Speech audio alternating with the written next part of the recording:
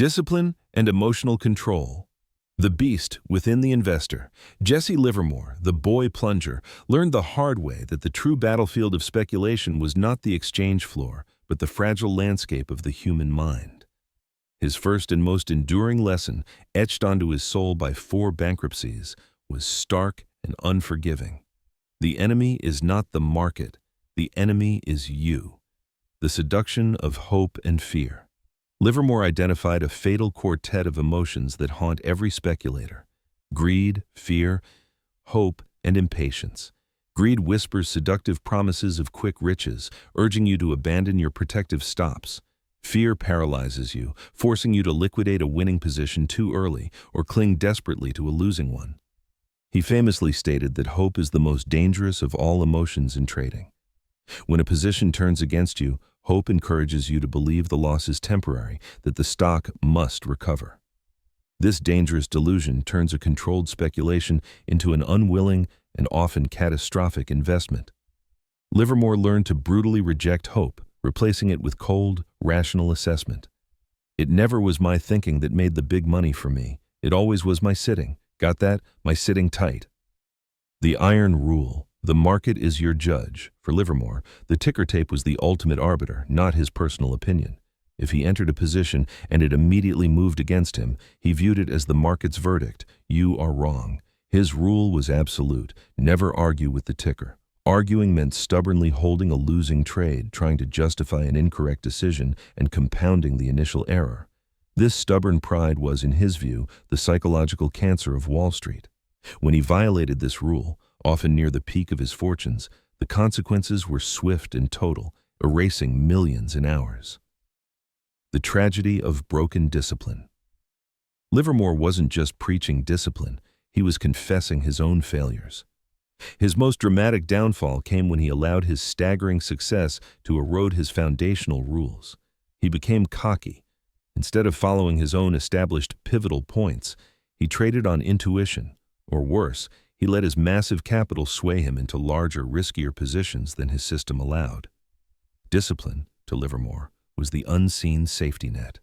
It was the commitment to the predetermined plan, the stop-loss, even when your gut screamed otherwise. He discovered that the instant you relax your vigilance and let greed take the wheel, you forfeit control of your financial fate. The true mastery of the market, he concluded, lay not in forecasting prices, but in the mastery of the volatile, greedy beast dwelling inside the investor's own heart. The principle of decisive loss cutting, the butcher's blade of capital preservation.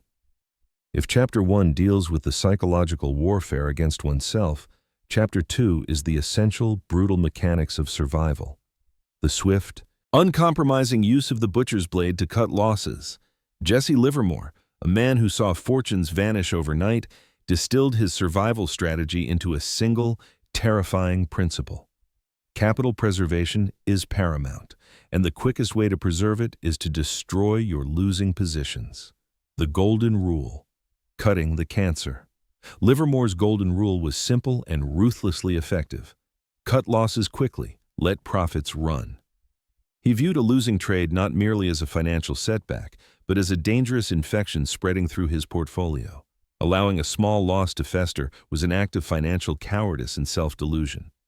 He learned through painful experience that an initial loss of 10 points, roughly 10% of capital committed, was the maximum tolerable insurance premium to pay for being wrong.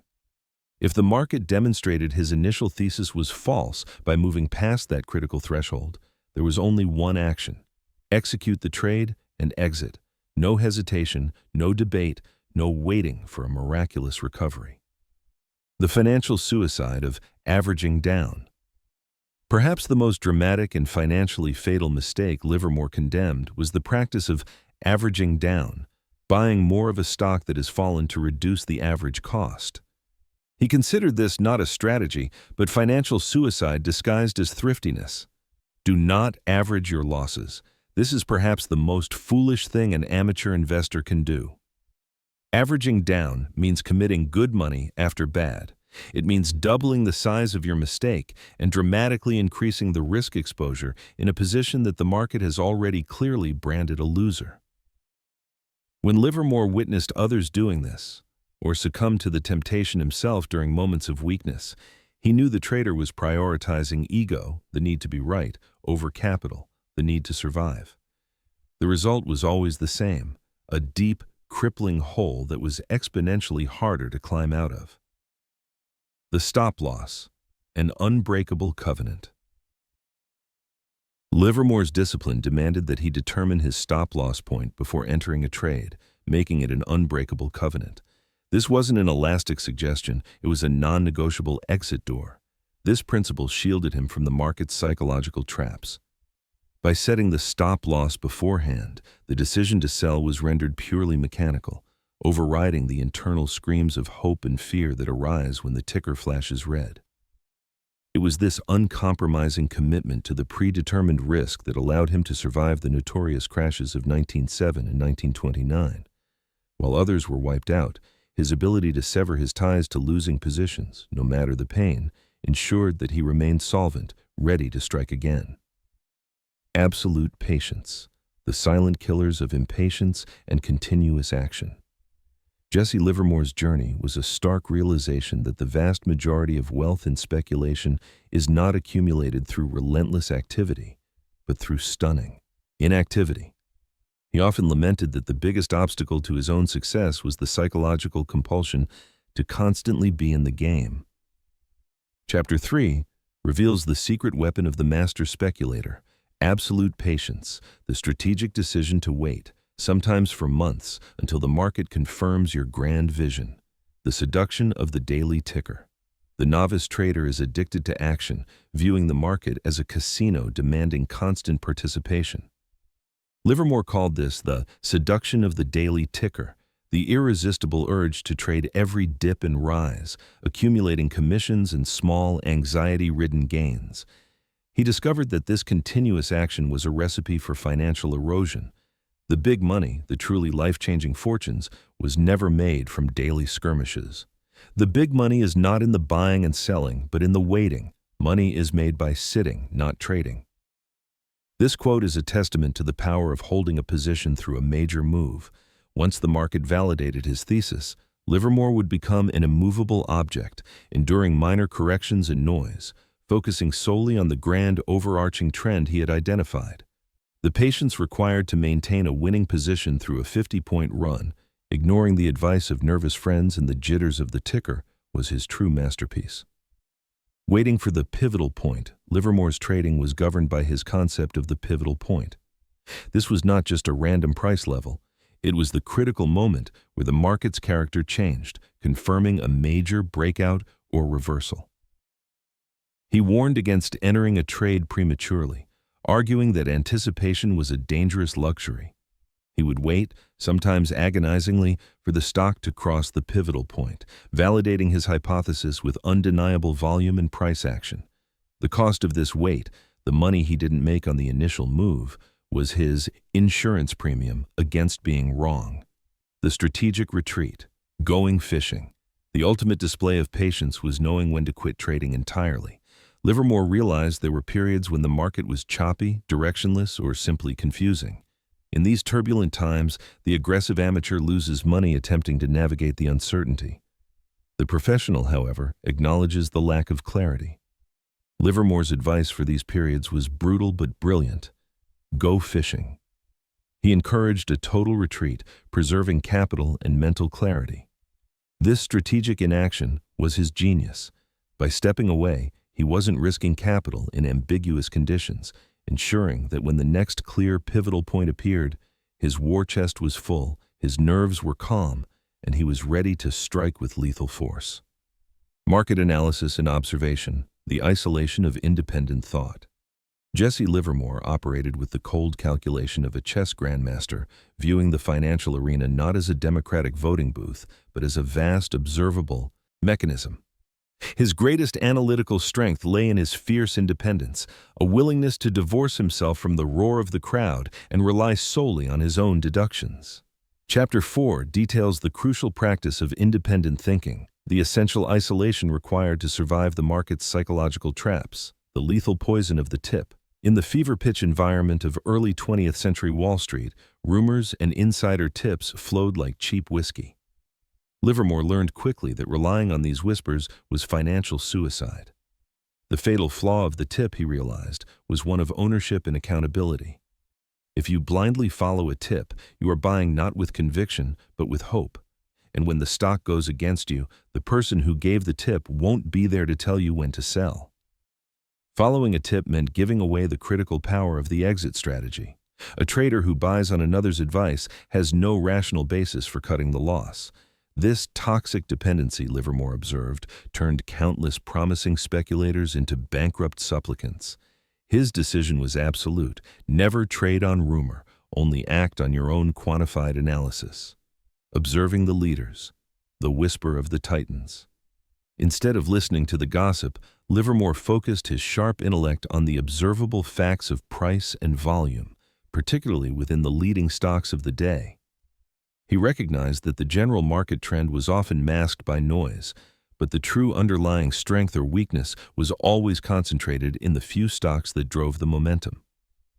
He paid meticulous attention to the behavior of the stock, noting how it reacted to news, how it recovered from dips, and how volume exploded on breakouts. He wasn't interested in stagnant or declining stocks. He was hunting the titans, the clear market leaders. If he couldn't make money trading the most demonstrably powerful stocks, he reasoned, he certainly wouldn't make it trading the weak ones. This principle guided him to the right sectors at the right time, placing him squarely in the path of the major moves. The eternal recurrence of human nature. Livermore's success was rooted in his grasp of market history and its relentless tendency to repeat. He saw the patterns not just in price charts, but in the recurring cyclical behavior of the participants. Wall Street never changes. The pockets change, the stocks change, but the man never changes. Because man's nature never changes, the market patterns will repeat. The cycles of boom and bust, of irrational exuberance followed by abject despair, were merely the external manifestations of unchanging human greed and fear. By recognizing this eternal loop, he could anticipate the reaction of the crowd when a familiar pattern unfolded, enabling him to position himself against the emotional tide and profit from the ensuing panic or euphoria. His analyses were not merely technical. They were a profound study of applied human psychology. Under financial duress, the principle of position sizing, the calculated phalanx of entry, Jesse Livermore treated his capital not as a single blunt weapon, but as a meticulously managed army deployed in calculated increments.